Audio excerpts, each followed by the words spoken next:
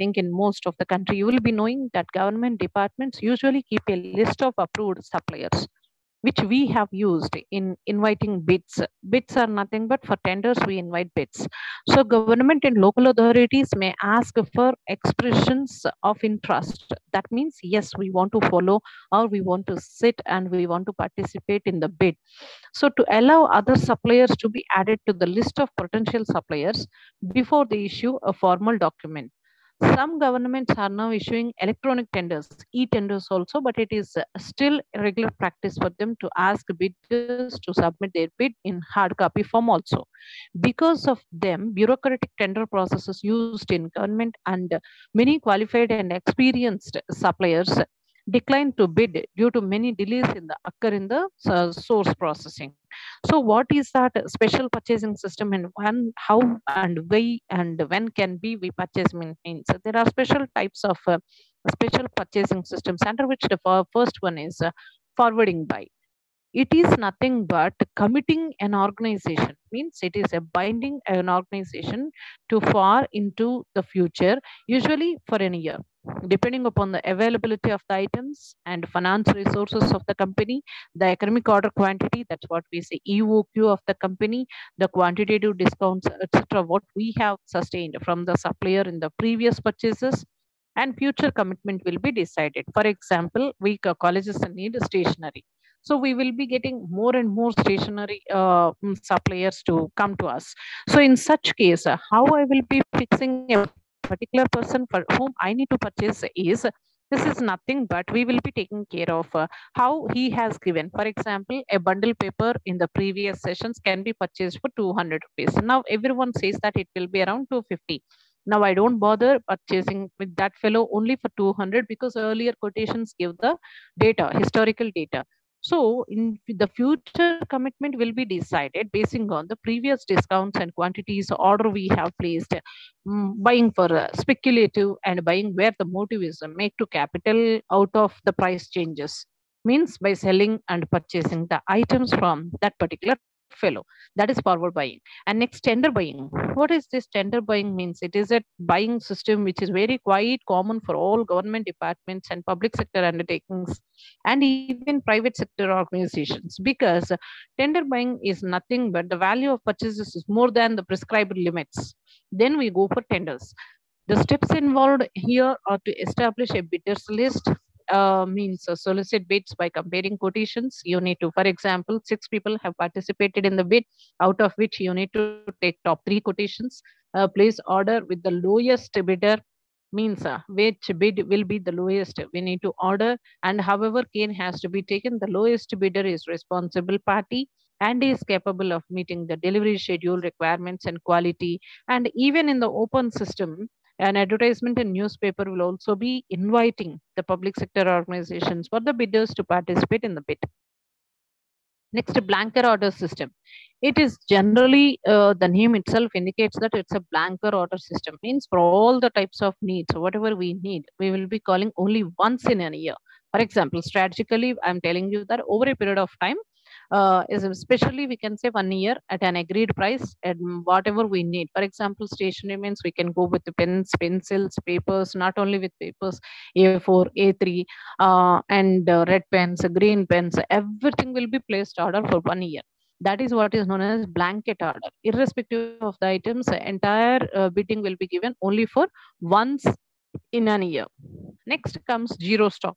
This is nothing but do not keeping any means stock at some firms to operate the basis of zero stock, because usually the firms and the buyer or seller are close to each other, so that the raw material is one of the finished products for another. Alternatively, the system could work well if the seller holds the inventory and if two parties work close in coordination. However, we say price per item in the system is slightly higher than the supplier includes the carrying cost. So zero stock is nothing but why we are going with zero stock means that the raw material of can be the finished product for that another fellow supplier. So that is the reason we just say that we are not supposed to keep any raw material with us. Next one is a rate contract. The name itself indicates that it is prevalent in public sector undertakings and government organizations under which the supplier advertises that they will be giving for a rate contract for a specific period of time. For example, I'll be giving in writing to my supplier that I'll be supplying a paper bundle for 200 rupees for a period of 5 years. So this is what is known as a rate contract. Means for a specific period we give in. Means after negotiations, the seller and buyer agree for a common rate system. That is what is known as rate contract. Next, reciprocity. Reciprocity is nothing but if one's customers in the preference to others. It is based on the principle that if you kill my cat, I'll kill your dog. This is nothing but if you give me for a certain price, I'll increase my price. So other things like soundness from ethics and economics point of view of being capital, the principles of reciprocity can be practiced. If we are happy with the system and that fellow will also be agree, mutual consent, we go with if you increase your raw material price, I'll increase the selling price. So this is what is known as reciprocation, means under mutual understanding. Next, systems contract. This is the procedure where a company, a tender, help buyer to seller reduce administrative expenses so that they can control both the costs. I can say in this system, the original indeed duly approved competitive authorities is shipped back with the items. For example, it is suitable for low unit prices and with high consumptions. So these are what are the varieties of how we can purchase and purchasing can be done. Next, we are supposed to know outsourcing. This word has become a buzzword of late. What is meant by outsourcing? In simple terms, we can say that outsourcing is the process of contracting a portion of a company's activities of two party providers. Outsourcing can be identified as the strategic use of outside resources to perform activities traditionally handled by internal staff and resources. I'll tell you with the help of a simple example. Actually, when we are going for MSET, NEET, ISET, etc., after the counseling, at the time of counseling, we will be booking the slots and originals should be verified over the counter. So earlier, to verify this particular process, we used to have our university employees and everything. But now they are using outsourcing. Means what the internal staff of the organization or internal resources have to do traditionally, it will be done. Means internal activities can be performed by outside resources. This is what is meant by outsourcing. So outsourcing is nothing but a strategy by which an organization contacts major functions to specialized and efficient service providers. To whom it will be means service providers. For example, earlier we want to colleges want to have a security. We used to call somebody and we will be employing them. But now for securities, for IAS, everything outsourcing is there. Means a particular organization will be providing the particular people who are ready to be engaged in these particular positions. So employees can be from the company of outsourcing company. In some cases, outsourcing involves the transfer of employees from the company to the outsourcing company also. So we can conclude that outsourcing is a business practice in which company hires another company or an individual to perform tasks or handle operations to provide services that are either especially executed or had previously been done by the company internal employees or own employees. Outsourcing is also known as business process outsourcing, BPOs. This is what we say. It's simply outsourcing only, but the technical term what they use is business process outsourcing.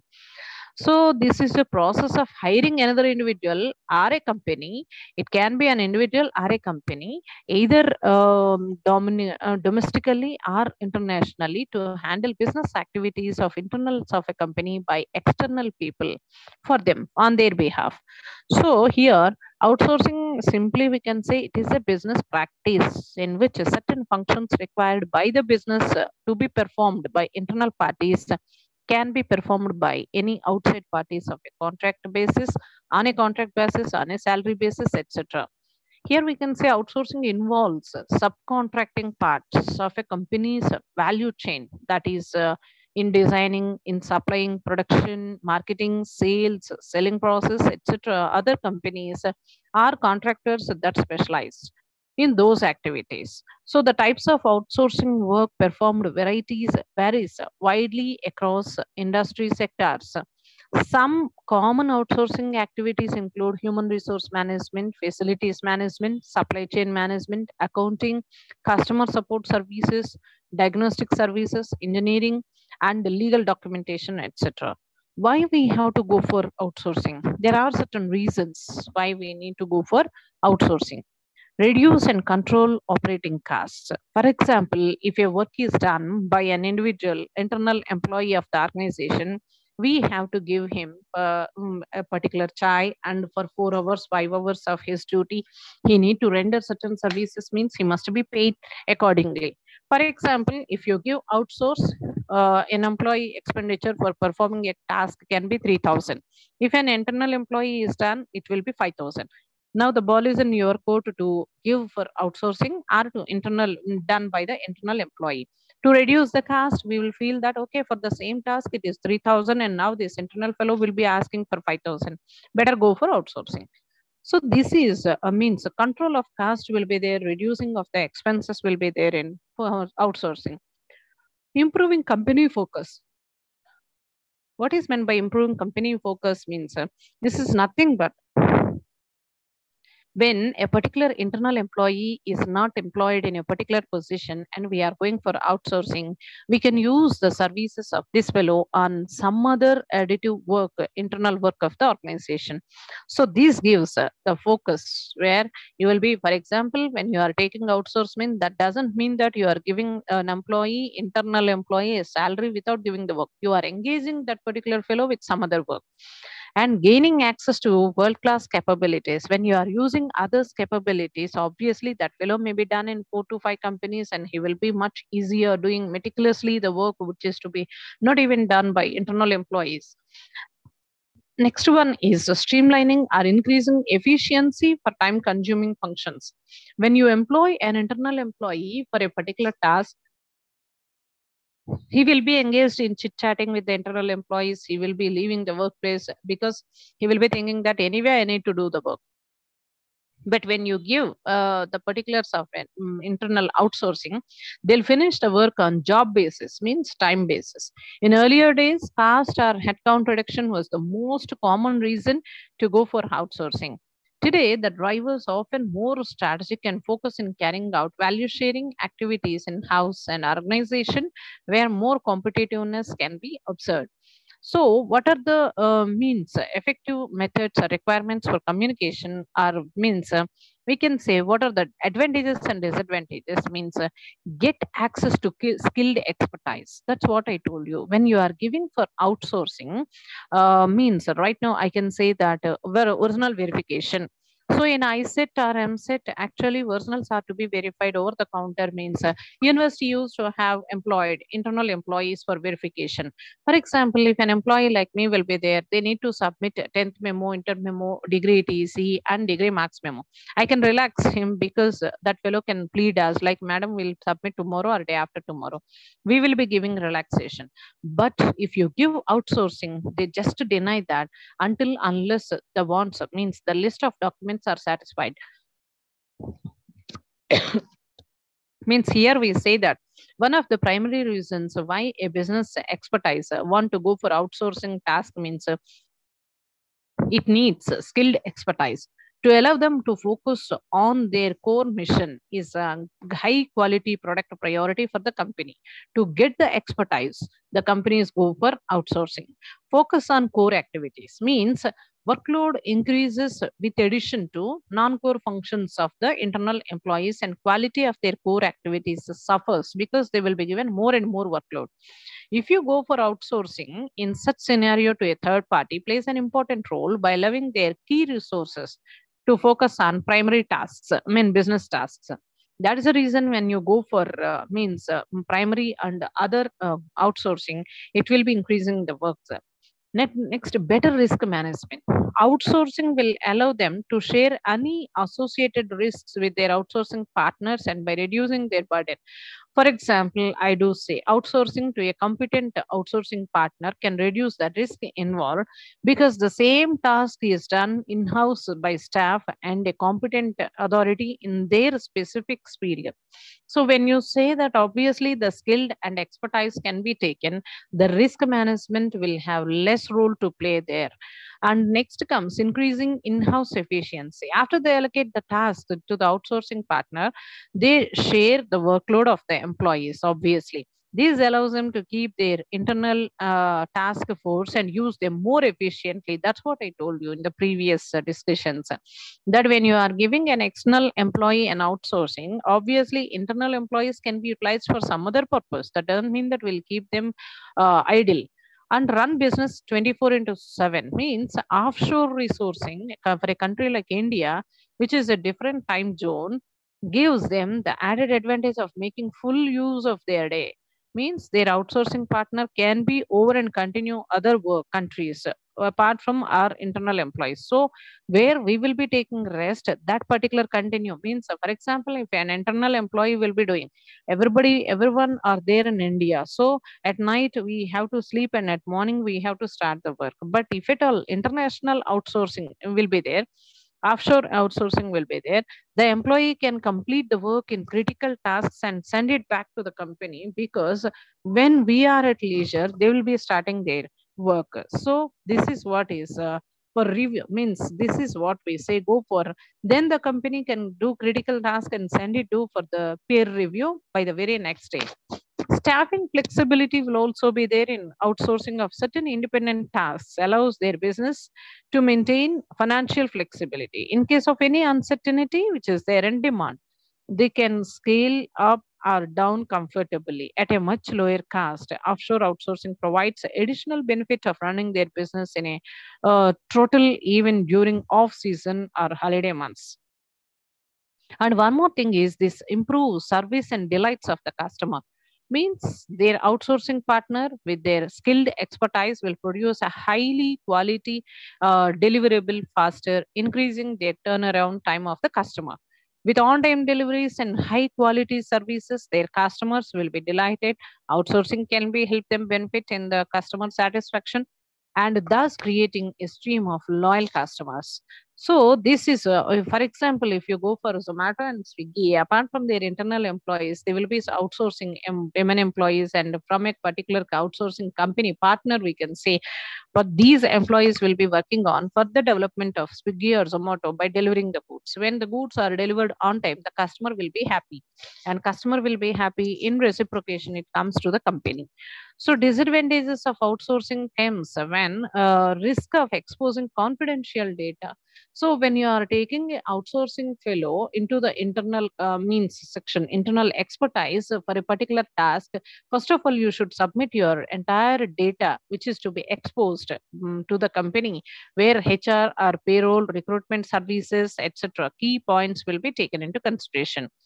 And next, synchronizing the deliverables. Here we say that in case they did not choose the right partner for outsourcing, some of the common problem areas include stretched delivery timeframes, substandard quality output, and inappropriate categorization of responsibilities can be there, and it in turn reflects the goodwill of the existing company. And we next is a lack of customer focus. Here you observe, if you go for outsourcing, an outsourced vendor may be catering to the expertise needs of the multiple organizations at a time. In such situations, vendors may lack complete focus on their customer tasks. Next, we'll see how many types of outsourcings are there. First one is BPOs, business process outsourcing. So manufacturing is the only one amongst the many process of entire business of a company. So several other business processes can be outsourced because manufacturing cannot be done by an external fellow. But the remaining all the tasks and departments can be done by outsourcing. What are the remaining means? They are various services needed in any form of organization: people contract, customer contract, marketing, order handling, after sale services, logistics, human resource management, accounting, account recoveries, payrolls, purchase of IT services, and IT enabled services are some examples for outsourcing, chances of outsourcing in an organization. So, a large number of organizations are services organizations and not manufacturing. For instance, airlines, railways, hostels, hospitals, schools, telecommunications, media, entertainment industry, all the organizations that are the business provider services. But all these organizations have sales, marketing, order handling, customer contact, human resources, payrolls, etc., accounting, account receivables. I told you ITES as a part of their business activities are business processes. So here you can say customer support services, technical support services, telemarketing services, IT enabled services, data entry, data handling, data processing, and scanning, editing, etc. And other types of services cannot be taken by a particular BPO, business processing outsourcing. What are the advantages? Means we can reduce the cost, we can concentration on our core business, outside expertise we can make use and pay for them. Next we can leave that. The next one is a knowledge process outsourcing. First one is a business process outsourcing. Next one, knowledge process, KPO. Knowledge process outsourcing is the outsourcing of core information related business activities, meaning that knowledge and information related work is carried out by workers in a different company by a subsidiary of the same organization. This subsidiary may be in the same country or an offshore location, which reduces other costs. So we can say knowledge process outsourcing is the allocation of relatively high level tasks to an outside organization or a different group in a different gigantic geographic locations. Example of KPO includes long-term jobs for intellectual, analytical, knowledgeable people within the industries such as research and development, financial outsourcing, consultancy and services, business and technical analysis, and others. So, KPO, knowledge process outsourcing, is the process of outsourcing the knowledge intensive activities that are data given and encompass the process of gathering, managing, analyzing the delivery objectives and insights into the business. The scope of KPO includes preparation of accounts, tax returns, computer aided simulation, engineering design development, financial services, etc. So there are four types of KPOs: data analysis and insights. Here, data analytics and insights means only business problems which are related to across the industries as far as empowered organizations is concerned. Only for data analytics will be domains to data entry will be taken. Next, market research. This particular KPO provides research services and strategy consulting to accurate the sufficient answers to the most pressing business questions. Next, third one is global reporting, performance management. This we can say means providing efficient reporting and performance measurement across the country, across the globe can be having its excellence and productivity. And next one is data management. Data management is nothing but efficient solutions for data integration, data storage, data retrieval, data analytic, data robust business reporting, etc. And the last one is a legal process outsourcing.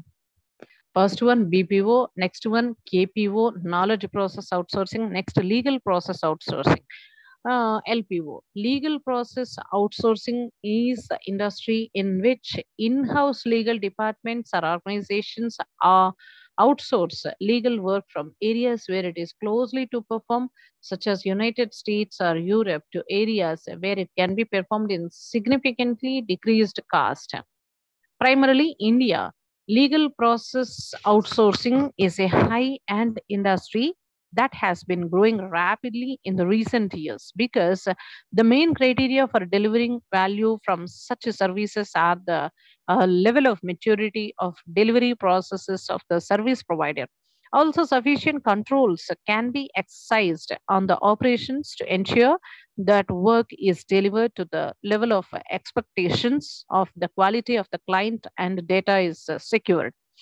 So we can say that some of LPO covers contract drafting services and contract monitoring management, knowledge documentation review, electronic litigation and discovery services, medico legal support services, litigation, document management, bankruptcy filing, pleading documents, legal research, etc. So the third one is a legal process outsourcing, business process outsourcing, knowledge process outsourcing, and legal process outsourcing.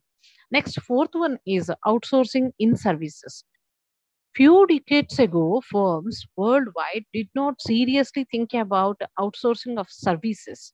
While one could outsource the physical parts and components that can be assembled in the parent factory, one could not even imagine so the how the same could be done with respect to the services. Therefore, most of the services remained in-house. With the explosion of the information technology and telecommunication technology, there is a sea change. Information can now be standardized, built to order, assembled from computers, picked up, packed, stored, and shipped, all using rendering services. So horizontal services will be there, vertical services will be there. If you see the horizontal services, the services within an individual organization, for instance, a firm has demand management for means services like customer selection, customer acquisition, customer renderance, customer retention, and customer extension. The firm can generally has another control functions like in some cases design and research and development also can be done. So any in the case of candidate for outsourcing, whether where there is outsourcing depends upon the cost and the decision. And for this, even vertical services can also means where the service is outsourced may be classified into the industry that is outsourcing them. So this is a vertical classification of outsourcing services. Hence, there are called verticals because every genre of industry has its special services, companies, social problems, service problems, etc. Outsourcing the manufacturing activities. Until about the 20 years ago, outsourcing was minimal almost all over the world. A firm used to carry out almost all normally expected recurring activities internally. However, manufacturing or production was one area where a firm would buy many more complement equipment. Thus, what is the core business of a firm is a relevant consideration in answering the question to what can be outsourced. A couple of decades ago, it is most of the industries, manufacturing was a major function that used a large fraction of the firm's internal resources and external resources alike. So in this case, if we say that what is to be done here is nothing but we can say that here we will be observing what are the sourcing methodologies. So here I just to say that core business were the fundamental considerations in such outsourcing decisions. If some item or component was available at cheaper if procured from outside, and if such an action was not in any way compartment or tantamount to giving away in core business, the firm might decide to outsource that part of manufacturing. Earlier, we used to say this as make or buy decisions. If a particular piece of work or piece of raw material, if at all we produce it for 10 rupees, and if we get it from outsourcing, it will be 8 rupees, the firm has to take a decision whether to manufacture or to outsource. So the different ways of outsourcing the management process and manufacturing process can be outsourcing the manufacture components, outsourcing the assembling and final product, and outsourcing the entire production. See, whether you need to outsource only the components, only the final product, or entire production can be outsourced. This is how the decision can be taken. Offshore outsourcing will also be there. This is nothing but globalization is a rather recent phenomenon. A part of globalization consists of outsourcing internationally. That is, the supplier will be input or service could be firms using before based on foreign countries. This is called offshore. While for the companies, it makes sense to offshore some of their operations and therefore they may take it as an accepted practice.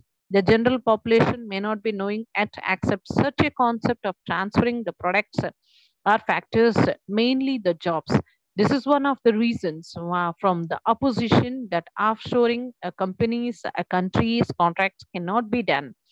So we are supposed to know in such cases how to go with the alternative. What is the alternative which is there available for outsourcing is subcontracting. This is another legal word which is supposed to be known. If at all not given for outsourcing, we can give for subcontracting. In Finnish language, subcontracting is commonly used to the term to mean that goods or services are not made by one but outsourced from other parts or other parties of the contract. So, by subcontracting, refer to the process of entering a contractual agreement with an outside person or a company to perform a certain amount of work. The outside person or company in this agreement is known as a subcontractor. The name itself indicates he is a subcontractor for the main contract, but may also be called a freelance employee, an independent contractor, or a vendor even. Many small businesses here hire subcontractors to assist with a wide variety of functions. I'll tell with the help of an example. A small business might use an outside firm to prepare its payroll, an accountant to help with its record keeping and tax compliance. Because, for example, I have a company, but I don't know how to prepare a payroll and tax. So you can take a freelance worker to handle a special project that is known as preparing your payrolls. That the person here refers as subcontractor. Actually, subcontracting refers to the process of entering a contractual agreement with an outside person of a company to perform certain amount of work. That outside person or a company in this arrangement is known as subcontractor.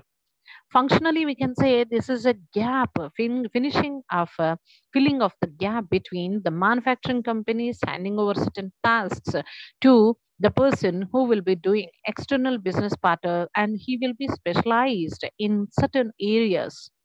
So you can ask me one question like, what are the benefits of subcontracting? These days, it is not unusual for companies to make use of subcontracting, which is defined as contractual process by which a prime contractor entrusts, means handovers, a third party with all the part of the works and specified conditions, while the prime contractor keeps the responsibility of the finished product. Some of the benefits of subcontracting are quantitative benefits. In research methodology, we have two rigorous words such as qualitative benefits and quantitative benefits. Quantitative benefits means subcontracting offers many quantitative advantages which are countable in number, including the reduce of cost, maintaining high quality of assurance, increasing the productivity and preventing problems because they are simply expertised in their specific area only, and it reduces cost. Why and how it can be reducing cost is undeniable subcontracting greatest and more obvious benefit. There are two avenues for saving money: remuneration and performance of the work. The first is it's important in highlight that when a contractor works hourly wages, you can hire them for a regular employee. It is still possible to achieve substantial savings. Outsourcing is a cost that only occurs when they need help rather than being at a regular cost of 12 months in a year. But here we say that the expertise of the contract workers they select for the projects is both key to success and their assurance about the expected results. When there is a specific process of almost, I can say that this outsourcing and subcontracting is like appointing a part time lecturer in a college. What happens? What are the advantages for a part time lecturer in the college? He will come and take the classes and leave, and we'll be paying him the lump sum amount. He will, and the fantasy of that particular part-timer is we need not need provide him any bench or a staff room or a seat because he'll not be staying with us. That fellow will not have any gossiping time with the internal employees because he minds his business and leaves. And as usual, for a part-time employee, he will be expertised in his selected area because he will be teaching the same paper only and only. So likewise, The expertise with the reduction of the cost will be observed in subcontractors. And one more thing is increasing productivity. Because he is expertised, tasks get done faster with that particular employee. This type of subcontracting will help to gain new clients and keep them with like our current ones, so they can use the services of a company for a given project that exceeds the company's current capacity. Even preventing problems and qualitative benefits will also be there at the end of the spectrum of the arguments in favor of subcontractors, which is to say that many qualitative benefits, including offering a new opportunity to focus on what's most important, providing flexibility, apart from preventing problems of assessing the results of various types of the projects. So, and almost all multi-level subcontracting will also be there in this area, because subcontracting also allows general contractors to reduce the risks due to functioning amounts of construction works, because they will be repeatedly working on that. So in such case, you will have multi-level subcontracting also. We'll know how to and what is meant by multi-level specialization. Means it gives them access to the workers with the skill for specialized work, such as I told you, installation of electrical mechanical work, without having directly trained and employ them in the workers. Interfaces between activities that are simultaneously and successively carried out by the different subcontractors can therefore create a major managerial burden for general contractors who are hiring these employees, because who have to invest insignificant resources in control of the supervision process. These processes and even more challenging in projects with multiple tiers of subcontractors. That is, when a subcontractor turns into an employee, our own subcontractors, he will be. It is thus the interest of the company to involve in the construction of the projects to reduce the number of interfaces, because the mainstream of the particular interfaces will be revealed. How the subcontracting process can be done. Subcontracting is one of the manufacturing strategy by which a company decides to outsource some of its or all of its production operations to an outside vendor.